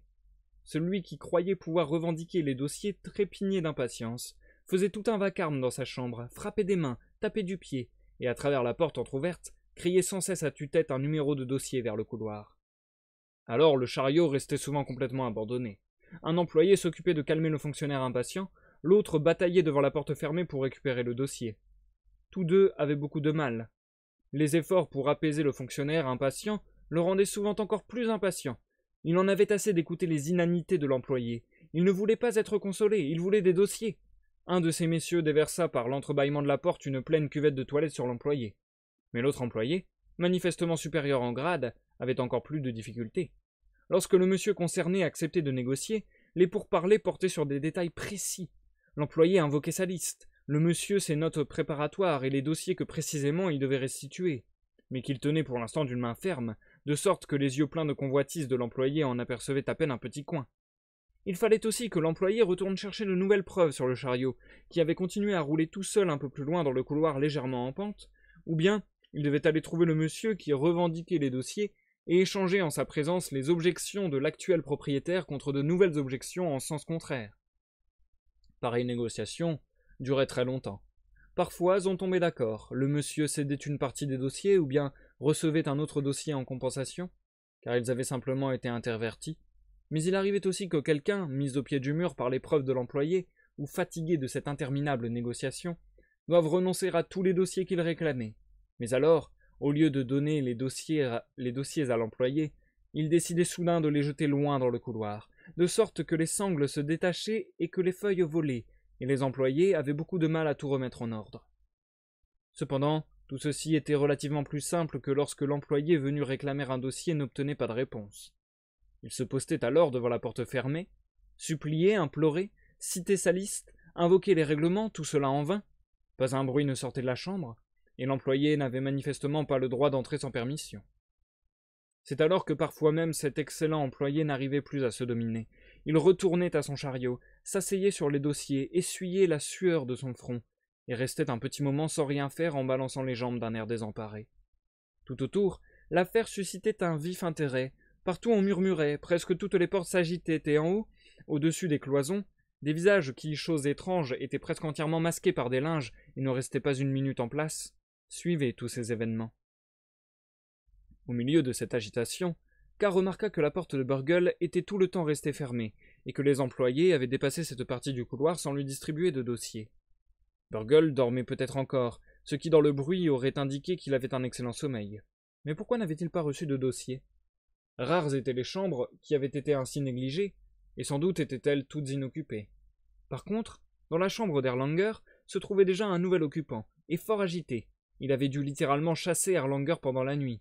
Cela s'accordait mal avec le côté froid et mondain d'Erlanger, mais puisqu'il avait dû attendre K sur le pas de la porte, c'était la conclusion qui s'imposait. En dehors de toutes ces observations annexes, K en revenait toujours à l'employé. Celui-ci ne correspondait vraiment pas à ce qu'on lui avait dit des employés en général, de leur paresse, de leur vidouillette, de leur arrogance. Il devait y avoir parmi eux des exceptions ou, chose plus probable, différents groupes. K se rendait compte en effet qu'il y avait ici une multitude de nuances qu'il avait d'abord à peine soupçonnées. Il aimait en particulier beaucoup la ténacité de cet employé. Dans sa lutte avec ces petites chambres têtues, ne voyant guère les habitants, K avait souvent l'impression qu'il luttait avec les chambres, l'employé ne renonçait pas.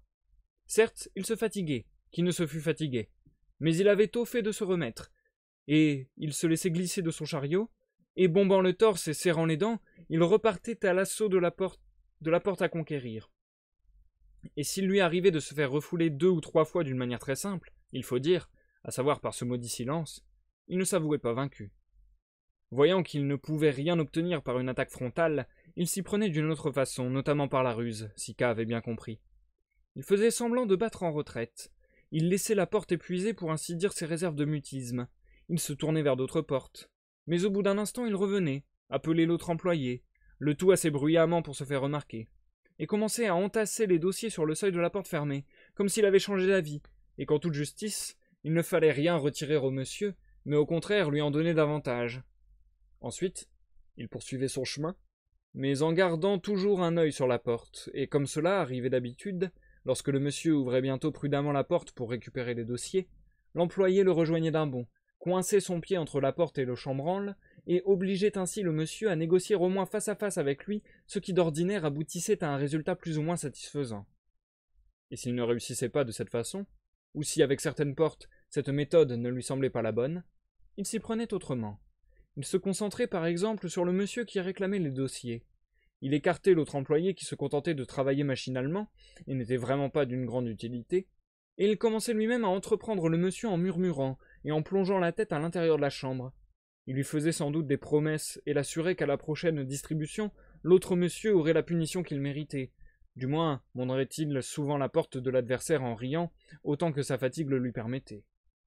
Il y eut aussi 1 ou 2 cas où il renonça à toute tentative, mais là aussi K eut l'impression qu'il faisait semblant, ou du moins qu'il avait de bonnes raisons de renoncer, car il poursuivit calmement son chemin, supportant sans se retourner le vacarme du monsieur lésé, et seul le fait qu'il gardait les yeux fermés de temps en temps indiqua qu'il souffrait de ce bruit. Mais ce monsieur finit lui aussi par se calmer peu à peu. Ses cris ressemblèrent aux pleurs ininterrompus d'un enfant qui se transforme peu à peu en hoquets moins fréquents, mais même lorsqu'il fut redevenu complètement silencieux, il y eut encore de temps en temps quelques sanglots isolés, et la porte s'ouvrit et se referma brièvement. Là aussi, en tout cas, l'employé avait sans doute eu raison d'agir comme il l'avait fait. Enfin, il ne resta plus qu'un monsieur qui refusait de se calmer. Il gardait longtemps le silence, mais c'était juste pour reprendre ses forces, puis il recommençait avec la même vigueur qu'auparavant. On ne voyait pas bien pourquoi il criait et se lamentait ainsi. Peut-être que cela n'avait rien à voir avec la distribution des dossiers. Entre-temps, l'employé avait terminé son travail, un seul dossier.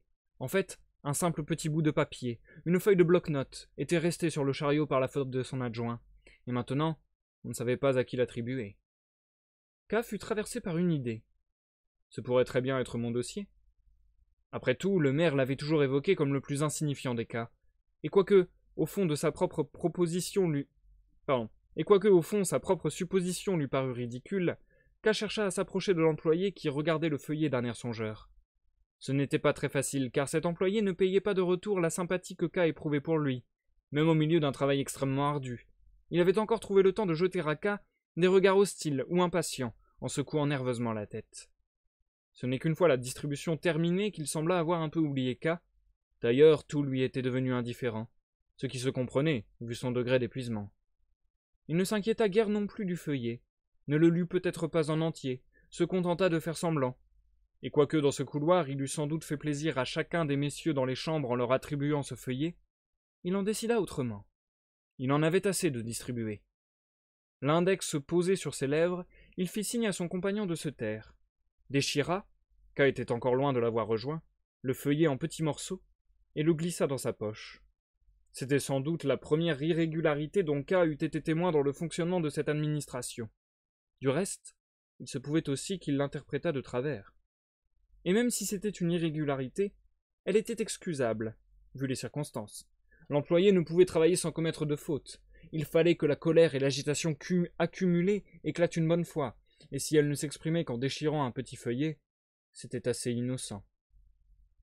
La voix du monsieur, impossible à calmer, hurlait encore dans le couloir, et ses collègues, qui à d'autres égards ne se montraient guère aimables entre eux, semblaient tous du même avis quant à ce bruit.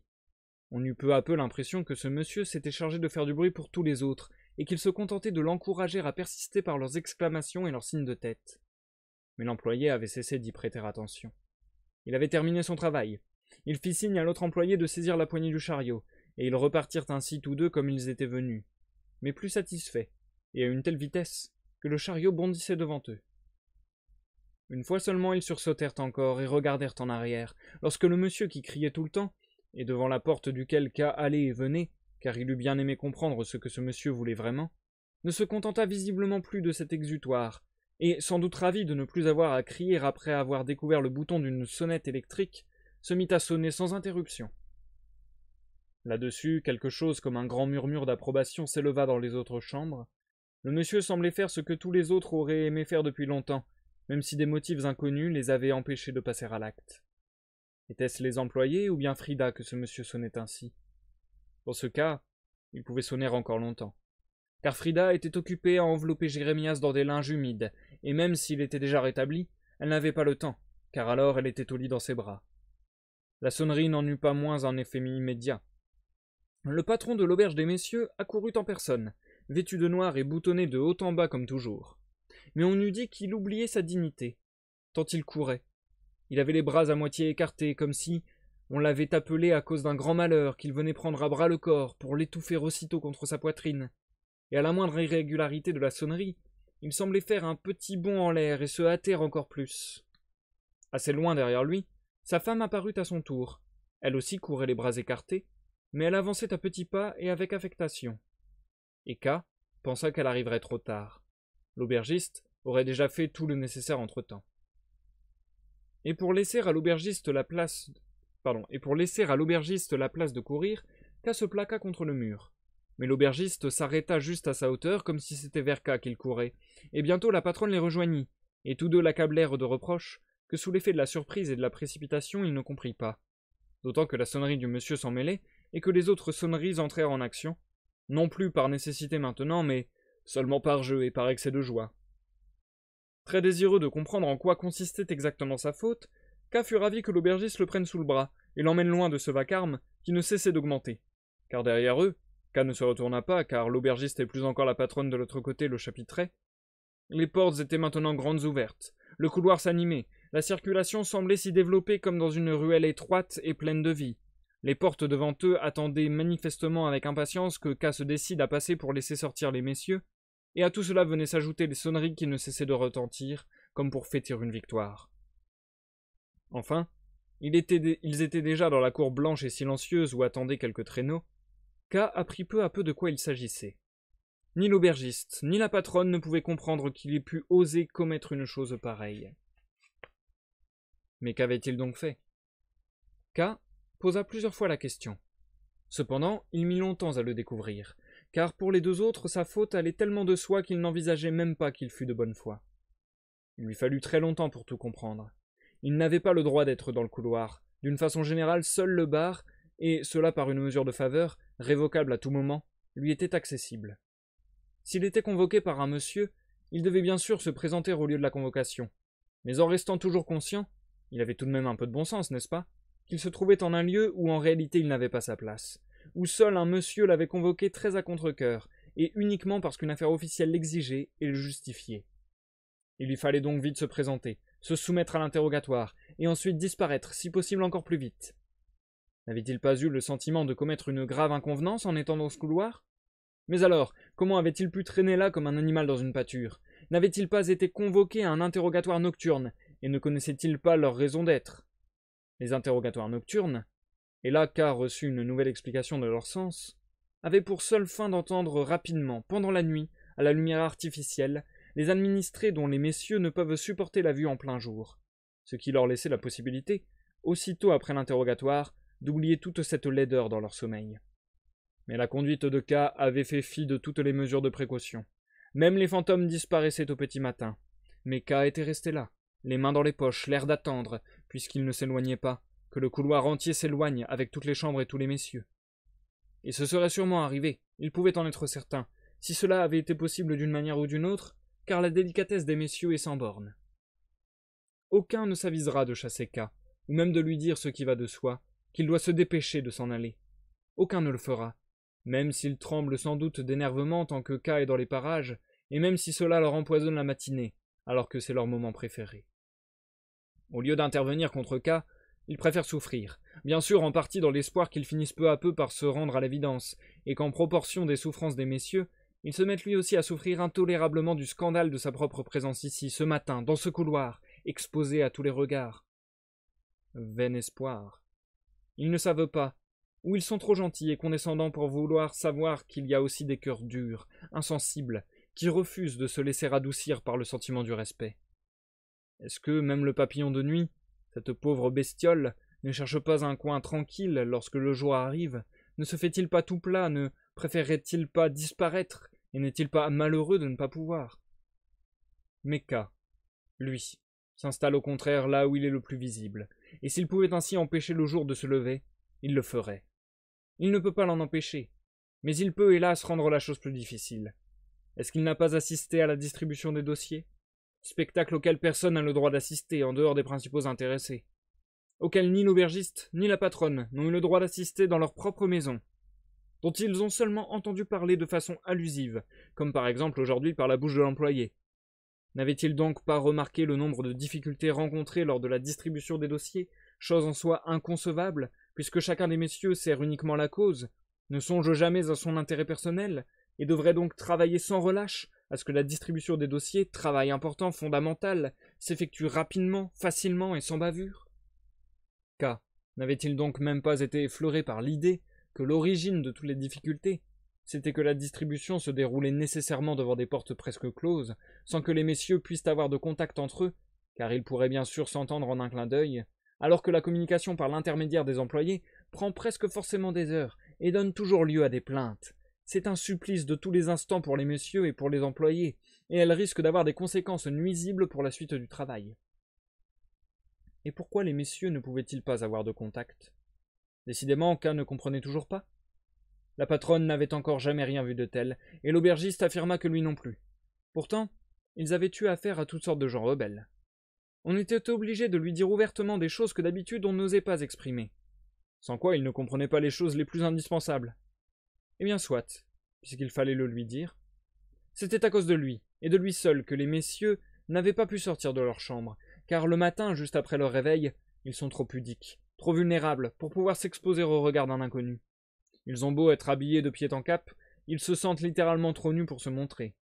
On a du mal à dire de quoi ils ont honte, peut-être que ces éternels travailleurs ont simplement honte d'avoir dormi. Mais plus encore que de se montrer, il se peut qu'ils aient honte de voir des inconnus. Ce qu'ils ont réussi à surmonter grâce aux interrogatoires nocturnes, le spectacle de ces administrés qui leur est si intolérable. Ils ne se le laisseront pas imposer une nouvelle fois de bon matin, à l'improviste, dans toute la vérité de la nature. C'est au-dessus de leur force. Et quel homme faut-il être pour ne pas respecter cela? Eh bien, un homme du genre de K, forcément.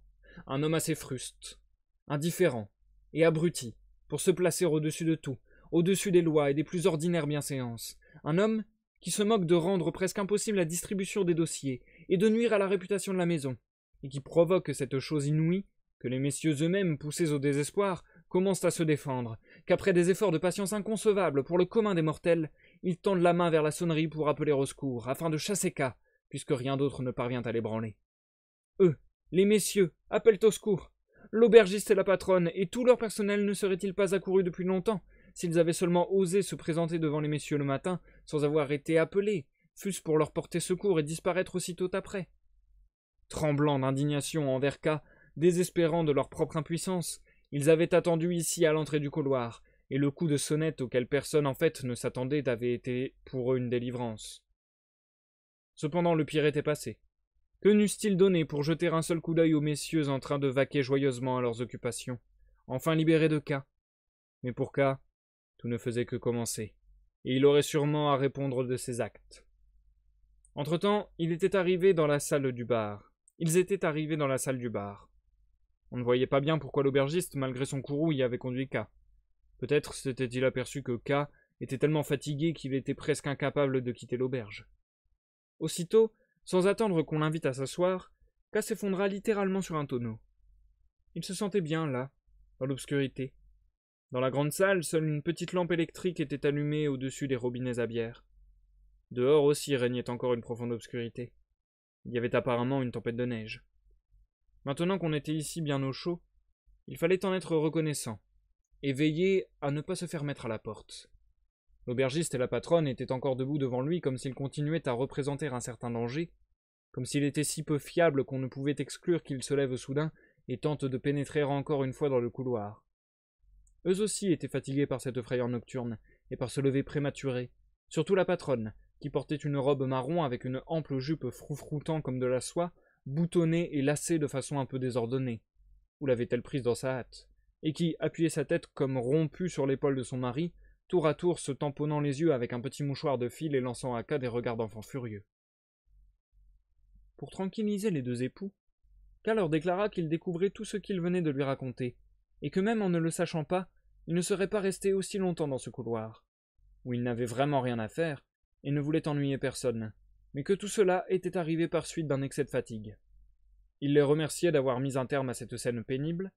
Si sa responsabilité était mise en cause, il en serait ravi, car ce serait pour lui la seule façon d'empêcher que sa conduite soit globalement mal interprétée. Seule la fatigue était incriminée, et rien d'autre. Mais cette fatigue provenait à son manque d'habitude de l'aspect éprouvant des interrogatoires, car il était là depuis fort peu de temps. Quand il aurait acquis un peu d'expérience en la matière, ce genre de situation ne pourrait pas se reproduire. Peut-être prenait-il les interrogatoires trop au sérieux, mais après tout ce n'était sans doute pas un inconvénient en soi. Il avait dû subir 2 interrogatoires à la suite, l'un chez Burgle, le deuxième chez Erlanger. Le premier surtout l'avait épuisé. Même si le deuxième n'avait pas duré longtemps, Erlanger s'était contenté de lui demander un service, mais les deux ensemble, c'était plus qu'il ne pouvait supporter en une fois. Peut-être n'importe qui aurait-il réagi ainsi, monsieur l'aubergiste par exemple. En fait, lorsqu'il était sorti du deuxième interrogatoire, il tenait à peine debout. Il se sentait presque en état d'ivresse, car c'était la première fois qu'il voyait et qu'il entendait ces deux messieurs, et par-dessus le marché il avait dû leur répondre. À sa connaissance, tout s'était très bien passé. Et puis il y avait eu ce malheureux incident, mais on ne pouvait guère le lui reprocher vu ce qui avait précédé. Hélas, seuls Erlanger et Burgel s'étaient rendus compte de son état, et ils auraient sûrement pris soin de lui, ce qui aurait évité tout le reste. Mais Erlanger avait dû partir dès la fin de l'interrogatoire, manifestement pour se rendre au château, et Burgel, sans doute fatigué par cet interrogatoire, comment K aurait-il pu le surmonter sans être affaibli, s'était endormi, et avait même dormi pendant toute la distribution des dossiers. Si K en avait eu la possibilité, il l'aurait saisi avec joie et aurait volontiers renoncé à tous ces spectacles interdits, d'autant qu'en réalité il n'avait rien pu voir, si bien que même les messieurs les plus sensibles auraient pu se montrer devant lui sans crainte. L'évocation des 2 interrogatoires, notamment de celui d'Erlanger, et le respect avec lequel K parlait des messieurs disposèrent l'aubergiste en sa faveur.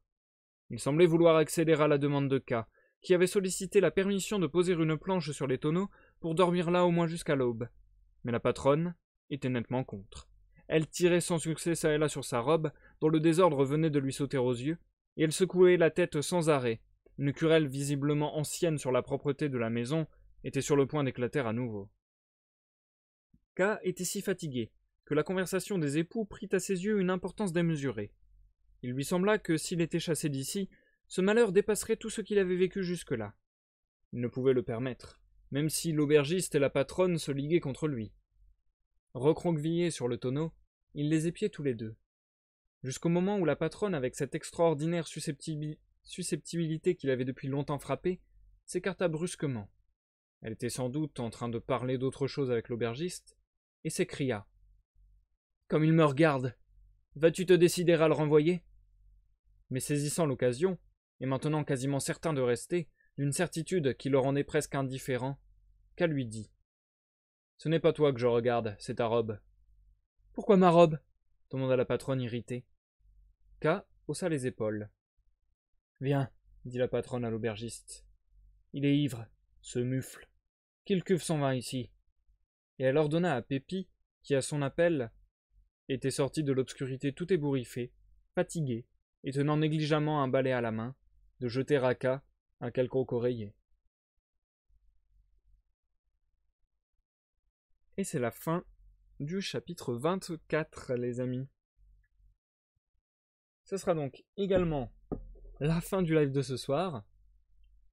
Nous passons à l'outro du live. Waouh, ça a été compliqué ce soir, je dois avouer. Ça a été compliqué, la preuve en est que le live a duré extrêmement longtemps, je trouve. Enfin, extrêmement longtemps, j'exagère, mais on en est à 1h40 à peu près, alors que j'ai l'impression d'avoir pas lu tant de pages que ça. Étrange, étrange. Mais ouais, je dois avouer que ce soir c'était assez sportif, c'était assez éprouvant pour ma part. J'espère que malgré mes quelques difficultés, je sais pas, je devais pas être dans un jour pour de la lecture parce que j'ai l'impression d'avoir énormément bafouillé, de m'être énormément repris. Et vous savez, cette impression, je sais pas comment expliquer ça, mais cette impression de pas avoir l'élocution claire, d'un petit peu baragouiner, d'avoir un petit peu les lèvres qui se serrent plus que d'habitude quand on parle parce que on n'est pas assez vivace et puis nos muscles ils sont tout flasques comme ça. Enfin bref, je sais pas expliquer, mais j'avais un petit peu cette impression ce soir. Du coup, j'ai eu vachement de mal. Mais à part cela, j'espère que vous avez apprécié. Moi, j'ai beaucoup apprécié et je trouve que les 2 chapitres de ce soir tranchent radicalement avec le ton de l'œuvre. C'était beaucoup plus absurde comme on aurait pu s'imaginer de Kafka en ayant lu La Métamorphose. Je trouve que ça se rapprochait beaucoup plus de l'écriture de La Métamorphose. Je trouve que ça faisait aussi presque ambiance de film. C'est-à-dire que je vois très très bien un film absurde. Par exemple, le film des Monty Python, là, où en gros les immeubles bougent comme si c'était des chars. Enfin, comme si c'était des chars. Comme si c'était entre guillemets de fidèles destriers. Et qu'à l'intérieur des bureaux, ils se battent à l'épée, etc. Enfin bref, je trouve il aurait pu y avoir un truc vraiment absurde de film sur le fonctionnement trop systématique, trop mécanique. Par exemple, la distribution des dossiers à tout le monde, ça pourrait clairement faire film d'animation, je trouve, une scène de film d'animation, où on voit que il y a un truc ridicule et on sent qu'il y a un truc trop marqué, trop bizarre. Et donc ça, j'aime bien parce que, bien que le ton ait changé radicalement, les 2 chapitres de ce soir étaient plutôt beaucoup à mon goût. Et intéressant, je trouve, sur ce fait de souligner l'absurdité de la situation juste en la mettant en scène, en fait. Il n'y a pas besoin de... Il n'y a pas besoin de surtexte, si je peux dire. Il n'y a pas besoin de que l'auteur dise « Oh, regardez, ils font ça, c'est ridicule. » C'est juste à présenter la scène, on voit que c'est absurde et on voit que ça n'a aucun sens, entre guillemets. Et aux réactions de K, et ensuite aux réactions de l'aubergiste et de la patronne encore davantage, puisque pour eux c'est tout à fait normal. Pour eux c'est tout à fait normal, et ce qui n'est pas normal, c'est justement de ne pas savoir que ça fonctionne comme ça, et ne pas savoir que c'est interdit d'être dans ce couloir, et ainsi de suite, et ainsi de suite, enfin bon bref. Donc je trouve que c'est une manière, dans les 2 chapitres de ce soir, la manière de critiquer entre guillemets le système administratif, etc., était un petit peu décalée par rapport au reste de l'œuvre, mais tout aussi intéressante et tout aussi marrant, non, parce que justement d'habitude c'est pas forcément hyper marrant, mais enfin ouais, tout aussi absurde du coup. Ça marche très bien. Ça marche très très bien et je trouve ça très très cool. Avec aussi un peu moins de dialogue, si on peut remarquer une chose comme ça. Mais un petit peu moins de dialogue et peut-être un peu plus de cas plongés au sein du système et de cas observateurs du système et qui se rend compte par lui-même que ça n'a aucun sens, entre guillemets, quoi. Et du coup, bonsoir Jumpy, bienvenue sur ce live, j'espère que tu vas bien, cher ami. Et en effet, oui, on peut dire que j'ai la bouche lourde en un sens. Enfin voilà, j'ai beaucoup apprécié les 2 chapitres de ce soir. qui sont très particuliers, mais très cool. Et toujours énormément d'infos, énormément de charabia et de répétitions d'infos qui semblent inutiles, etc. Enfin, j'ai vraiment l'impression que c'est à dessein de la part de l'auteur de Kafka pour justement mimer, entre guillemets, et exprimer le fait que le système administratif est compliqué et outrageusement compliqué pour rien par rapport à ce que ça devrait être, quoi. Donc je trouve ça hyper intéressant, hyper cool. J'ai hâte de voir quelle sera la suite, quel sera le dénouement, et voir justement est-ce qu'il y aura un dénouement, puisque je le répète, il n'y a plus que un chapitre qui fait environ 30 pages. Et nous le lirons vendredi à 21h. Et je rappelle que c'est un chapitre qui n'est pas terminé, c'est-à-dire que le chapitre se termine en plein milieu d'une phrase, et le roman se termine en plein milieu d'une phrase, puisque c'est un roman inachevé. Donc la prochaine fois, on essaiera aussi de se renseigner sur internet sur ce qui aurait dû être la suite, ou sur pourquoi ça a été édité alors que Kafka ne voulait pas que ce soit édité, et ainsi de suite. Remis de BoJack, me dit Jumpy. Ouais, ça va, ouais. Hier, j'ai regardé la fin de BoJack sur Netflix. J'étais en PLS, c'était terrible. Enfin, bon, bref. Sur ce, chers amis, je pense que on va se dire au revoir. Merci à tous ceux qui sont passés. Vous êtes vraiment beaucoup à être passés ce soir, ça me fait extrêmement plaisir. Demain, on se retrouve pour la journée gaming de la semaine. Avec 13h-16h, a priori un créneau sur Sea of Thieves avec Walkirax, très certainement. On se retrouve peut-être à 21h pour un créneau avec peut-être Mirani. Suivez les réseaux pour le savoir. Et sinon, vendredi, la suite et fin du château de Franz Kafka. Et dimanche, live de découverte, comme d'habitude. J'espère que vendredi, j'arriverai à avoir une lecture de meilleure qualité, parce que ce soir, j'ai un petit peu souffert. J'ai eu un petit peu du mal. Bref, merci à tous ceux qui sont passés. Vous êtes tellement nombreux, en vrai. Petit Chat Blanc, Zikael, The Crazy Cars, Zecto, Industrias, Jumpy, et encore plein de gens qui sont dans l'ombre et qui ne parlent pas forcément dans le chat, mais ça me fait extrêmement plaisir que vous soyez aussi nombreux ces temps-ci, ça fait plaisir. Je vous souhaite à tous une bonne soirée, une bonne nuit, et vous dis à la prochaine pour une prochaine lecture, une prochaine découverte ou une prochaine partie de gaming. Bye bye.